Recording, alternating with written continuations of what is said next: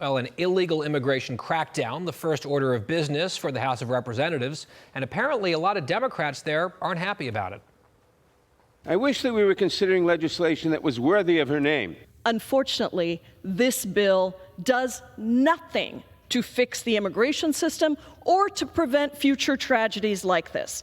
It is simply an attempt to score cheap political points off of a tragic death. It's very clear that House Republicans are going to push an anti-immigrant agenda.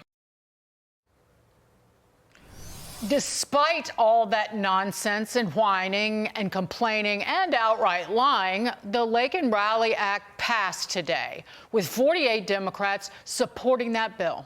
It's named, of course, after that University of Georgia nursing student who was murdered on campus by an illegal immigrant while she was jogging.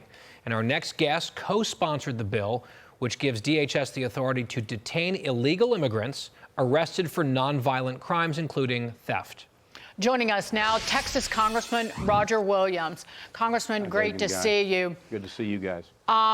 The jack-jawing and jawboning that we heard from those Democrats who clearly did not vote for this bill, shameful? Well, it's shameful, unbelievable. I mean, I was asked before we took the vote if I thought anybody'd vote against it, and I say, how can anybody vote against this? But they did, and they're still politicking with like Donald Trump's in their head or something. They got to get with it. This is a great bill. It sends a great message, protects a lot of people.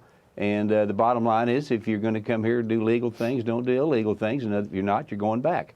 We heard Congresswoman Jayapal there saying this would do nothing to prevent tragedies like this in the future. I mean, how on earth can she say that? Well, I don't know, but they're just politics with them, and they make things up as they go. The fact of the matter is, this is going to deter. This is what we need. This is what America's about. We're going to protect our citizens, and if they don't want to do it, then they won't. But we know their message, how they talk, Guy, is a loser, and we saw that November 5th. What chances does it have, Congressman, in the Senate? Well, I'd like to think it's going to pass. We were in a little meeting today. It seems like it's got a great chance. I hope so. I mean, there again, we have the Senate. I think it should pass. Mm-hmm. Well, they'd need 60 votes, right? But they got 48 Democratic votes in the House. So. Right. So do the math. Fingers crossed.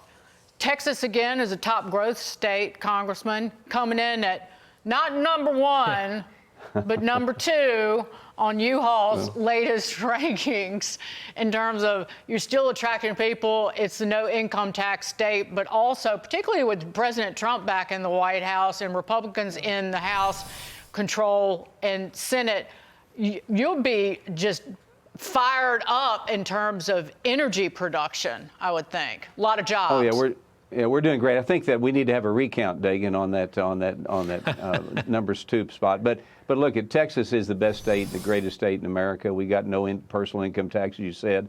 Energy is going to be turned loose. Keystone Pipeline is going to be a big benefit of that. Let an oil producer, energy producer, take risk to what Texas is all about. So we got a great thing going in Texas. The governor's done a great job in spending our money, unfortunately, to secure the border. So we sit in a great shape. Companies coming here. When I was Secretary of State, we would go all around the country and we'd sell the Texas message, and more often than not, we would bring business back to Texas from where we came from. We know a lot of California businesses are coming our way. So look, Texas is the place to be. Texas is going to be very successful, continue to be, and create a lot of jobs and do a lot of great things for our country.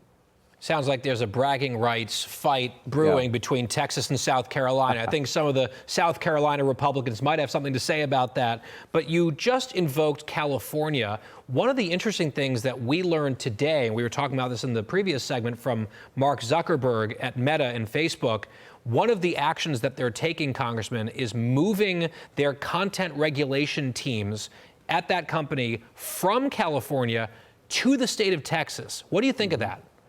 Well, I think it's great. I think it shows that Texas is where it's at. If you believe in capitalism, you believe in Texas. And so we have plenty of room, we have plenty of land, we have plenty of workers to accept whatever he wants to bring to us. And that's what Texas has always been geared for. When I was Secretary of State under Governor Perry, we used to say Texas is not only open for business, Texas is wide open for business. I think that continues.